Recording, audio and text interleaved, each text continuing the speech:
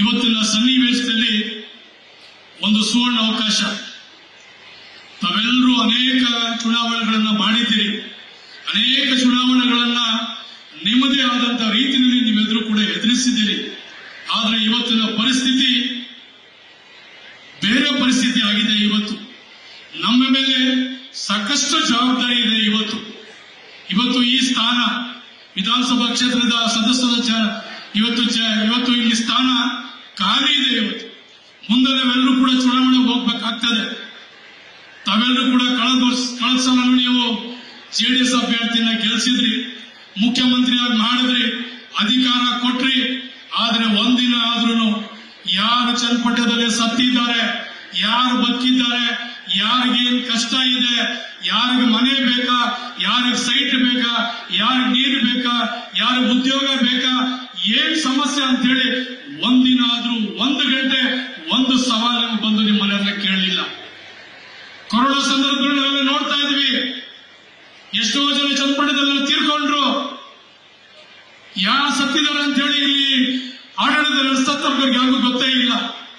ಆದ್ರೆ ನಮ್ಮ ನಾಯಕರು ಡಿ ಕೆ ಸುರೇಶ್ ಅವರ ನೇತೃತ್ವದಲ್ಲಿ ನಮ್ಮೆಲ್ಲ ಮುಖಂಡರುಗಳು ನಮ್ಮೆಲ್ಲ ಬದುಕನ್ನ ಬದಿಗೊತ್ತಿ ನಾವು ಎಲ್ಲ ಜನರ ಮನೆಗೆ ನಾವು ಸ್ಯಾನಿಟೈಸರ್ ಕೊಟ್ಟಿದ್ದೀವಿ, ಮಾಸ್ಕ್ ಕೊಟ್ಟಿದ್ದೀವಿ, ಫುಡ್ ಕಿಟ್ ಕೊಟ್ಟಿದ್ದೀವಿ, ಹಣ್ಣು ಹಂಪಲ ಕೊಟ್ಟಿದ್ದೀವಿ, ರೈತರು ಬೆಳೆದಂತ ತರಕಾರಿಗಳನ್ನ ಉಚಿತವಾಗಿ ನಿಮ್ಮ ಮನೆಗೆಲ್ಲ ಕೊಟ್ಟಿದ್ದೀವಿ. ಇಲ್ಲಿ ಯಾರೊಬ್ರು ಕೂಡ ಆ ಚಿಂತನೆಯನ್ನು ಮಾಡಲಿಲ್ಲ. ಆ ಸ್ಯಾನಿಟೈಸರ್ ಗಮನನೂ ಗೊತ್ತಿಲ್ಲ, ಆ ಟ್ಯಾಬ್ಲೆಟ್ ಗಮನನೂ ಗೊತ್ತಿಲ್ಲ, ನೀವು ಯಾರು ಅಂತನೂ ಗೊತ್ತಿಲ್ಲ. ಕೇವಲ ಚುನಾವಣೆಗೋಸ್ಕರ ನಿಮ್ಮ ಹತ್ರ ಬರ್ತಾರೆ. ಚುನಾವಣೆ ಸಂದರ್ಭದಲ್ಲಿ ಬಂದು ನಿಮಗೆ ಕಣ್ಣೀರು ಹಾಕಿ ನಿಮ್ಮ ಮತವನ್ನು ತಗೊಳ್ತಾರೆ. ನೀವು 2 ಸಲ 3 ಸಲ ಅವರಿಗೆಲ್ಲ ಅವಕಾಶ ಮಾಡಿಕೊಟ್ಟಿದ್ದೀರಿ, ಸ್ಥಾನ ಮಾನ ಗೌರವ ಎಲ್ಲ ಕೊಟ್ಟಿದ್ದೀರಿ. ಆದ್ರೆ ಚನ್ನಪಟ್ಟಣದ ಜನ ಎಲ್ಲಿದ್ದಾರೆ ಅಲ್ಲೇ ಇದ್ದಾರೆ. ಇದನ್ನ ನೀವು ಗಮನದಲ್ಲಿ ಇಟ್ಕೋಬೇಕು. ಇದೊಂದು ಸುವರ್ಣ ಅವಕಾಶ ನಿಮಗೆ.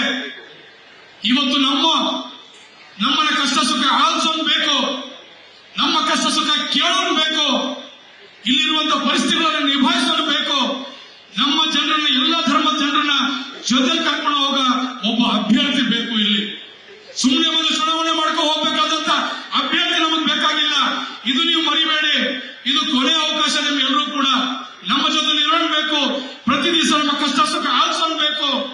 ನಿಮ್ಮನ್ನ ಜೊತೆಲಿ ಕರ್ಕೊಂಡು, ಎಲ್ಲ ಧರ್ಮದ ಜೊತೆ ಕರ್ಕೊಂಡು ಹೋಗುವಂತ ಒಬ್ಬ ಅಭ್ಯರ್ಥಿ ಬೇಕು. ಇವತ್ತು ಚನ್ನಪಟ್ಟಣದ ಪರಿಸ್ಥಿತಿ ಬಹಳ ಕೆಟ್ಟಿದೆ. ಒಂದೇ ಒಂದು ಬಗಲುಕುಂ ಸಾಗುವಳಿ ಮಾಡಿಲ್ಲ, ಒಂದು ಗುಂಟೆ ಜಮೀನು ಕೊಟ್ಟಿಲ್ಲ, ಒಂದು ರೋಡ್ ದುರಸ್ತಿ ಮಾಡಲಿಲ್ಲ, ಒಬ್ಬನಿಗೆ ಉದ್ಯೋಗ ಪಡಿಸಲಿಲ್ಲ. ಆದ್ರೂ ಕೂಡ ನೀವೆಲ್ಲರೂ ಕೂಡ ಮತವನ್ನ ಹಾಕಿ ಅವರಿಗೆ ಉನ್ನತವಾದಂತಹ ಸ್ಥಾನಕ್ಕೆ ಕಳಿಸ್ತಾ ಇದ್ದೀರಿ. ನಾನು ನಿಮ್ಮಲ್ಲಿ ಬೇಡ್ಕೊಳ್ತೀನಿ, ನಿಮ್ಮಲ್ಲಿ ಮನವಿ ಮಾಡ್ಕೊಳ್ತೀನಿ. ಎಲ್ಲ ವರ್ಗದ ಜನರಲ್ಲಿ ನಿಂತಿರಿ. ಎಲ್ಲರೂ ಕೂಡ ನಮ್ಮ ಮೇಲೆ ಸಾಕಷ್ಟು ಜವಾಬ್ದಾರಿ ಇದೆ. ನಿಮ್ಮ ಮತಕ್ಕೆ ಬೆಲೆ ಇದೆ. ನಿಮ್ಮ ಪ್ರಾಣಕ್ಕೆ ಎಷ್ಟು ಬೆಲೆ ಇದೆಯೋ ನಿಮ್ಮ ಮತಕ್ಕೆ ಅಷ್ಟೇ ಬೆಲೆ ಇದೆ.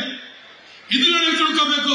ಯಾರೋ ಸುಮ್ಮನೆ ಬಂದು ಹೇಳಿದ್ರು, ಯಾರೋ ಒಂದು ಒತ್ತಾಯ ಮಾಡಿದ್ರು, ಯಾವುದೊಂದು ಆಮಿಷ ಕೊಟ್ಟಿದ್ರು, ನಾವು ಅದನ್ನು ವೋಟ್ ಮಾಡಿ ಅಂತ ಹೇಳಿ ನಾವೆಂತ ಅವಕಾಶ ಕಳ್ಕೊಳ್ಳೋದು ಬಹಳ ಸುಲಭ.